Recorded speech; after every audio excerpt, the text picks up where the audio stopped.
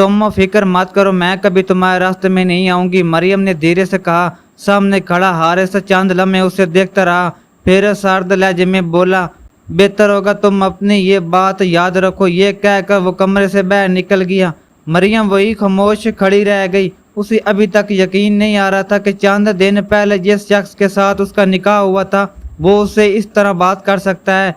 हारिस शाह खानदान का बड़ा बेटा था, संजीदा, कामयाब और हद से ज्यादा मगरूर। वो हमेशा अपनी मर्जी से जीने का आदी रहा था, इसलिए ये शादी उसे कभी कबूल नहीं थी। मरियम उसके वालिद के दोस्त की बेटी थी, सादा मिजाज, खामोश और हद से ज्यादा नरम दिल। वो बचपन से उस घर में आती जाती रही थी, मगर हारिस ने कभी उसे अहमियत नहीं दी और अब अचानक वही लड़की उसकी बीवी थी। निकाह के सिर्फ 3 दिन बाद हारिस दुबई चला गया। जाते वक्त उसने मरियम से बात की, ना पलट कर देखा। मरियम सिर्फ खामोशी से उसे जाता देखती रही, जैसे उसे पहले ही मालूम हो सब खत्म हो चुका था।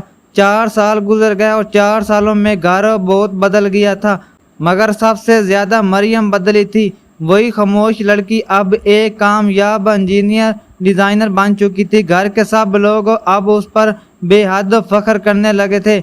मरियम बेटा आज जल्दी आ जाना, दादी अम्मा ने नाश्ते के मेज पर कहा।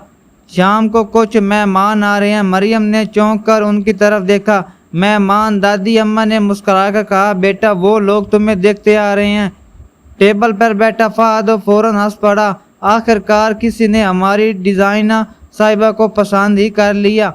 मरियम ने उसे घूरा, अब हर वक्त मजाक क्यों करते रहते हैं? फहद हंसा दिया, क्योंकि तुम पर वक्त इतनी संजीदा रहती हो कि डर लगता है। उसी शाम 4 साल बाद हारिस वापस आया।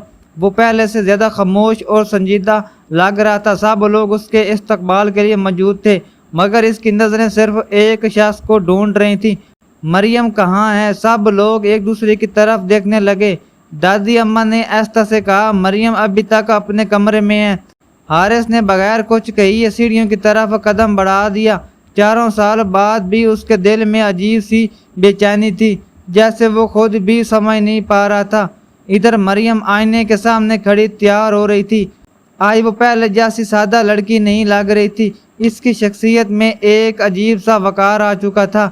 मरियम बेटा जल्दी नीचे आ जाओ, दादी अम्मा की तरफ आवाज दरवाजे के बाहर से आई। जी दादी अम्मा, बस आ रही हूँ, मरियम ने धीरे से जवाब दिया। जैसे ही वो दरवाज़ा खोलकर बाहर निकली, सामने खड़े हारिस पर उसकी नजरें पड़ गईं। दोनों चंद लम्हे खामोश एक दूसरे को देखते रहे। हारिस के चेहरे पर हैरत सिर्फ नुमा थी। शायद उसे यकीन नहीं आ रहा था कि ये वही मरियम है। कैसी हो? आखिरकार हारिस ने खामोशी तोड़ी। मरियम ने परसकून लहजे में कहा, ठीक हूँ, आप कैसे हैं? इस अजनबी से अंदाज ने हारिस को अजीब सा एहसास दिलाया। मरियम को हमेशा खामोश और कमज़ोर समझा जाता था, मगर आज उसके सामने खड़ी लड़की बिल्कुल बदल चुकी थी। नीचे बाल में मेहमान आ चुके थे। फहद ने जो ही मरियम को देखा फौरन मुस्कुराकर बोला, लो जी, आखिरकार हमारी मैडम ही आ गई। मरियम ने उसे घूरा, मगर कुछ बोली नहीं।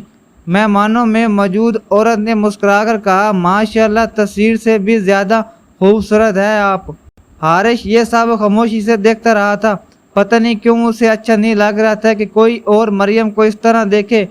वैसे आपको खाना बनाना आता है? सामने बैठी औरत ने अचानक पूछा। मरियम जवाब देती उससे पहले फहद हंस पड़ा। आंटी ये सिर्फ खाना नहीं बनाती, पूरा रेस्टोरेंट चला सकती है। सब लोग हंस पड़े, मगर हारिस खामोश रहा। उसकी नज़रें मुसलसल मरियम पर थीं। कुछ देर बाद मरियम वहाँ से उठकर बाहर लाइन में आ गई। वो खामोशी से खड़ी आसमान को देख रही थी। जब पीछे से हारिस की आवाज़ सुनाई दी, तुम बदल गई हो। मरियम ने पलट कर उसकी तरफ देखा। वक्त सब कुछ बदल देता है। हारिस चंद लम्हे खामोश रहा, फिर धीरे से बोला, और अगर कोई अपनी गलती समझ जाए तो? मरियम के चेहरे का रंग हल्का सा बदला, मगर उसने फौरन खुद को संभाल लिया। कुछ गलतियां बहुत देर से समझ आती हैं हारिस, ये कहकर वो वहां से चली गई और हारिस वही खामोश खड़ा उसे जाता देखता रहा।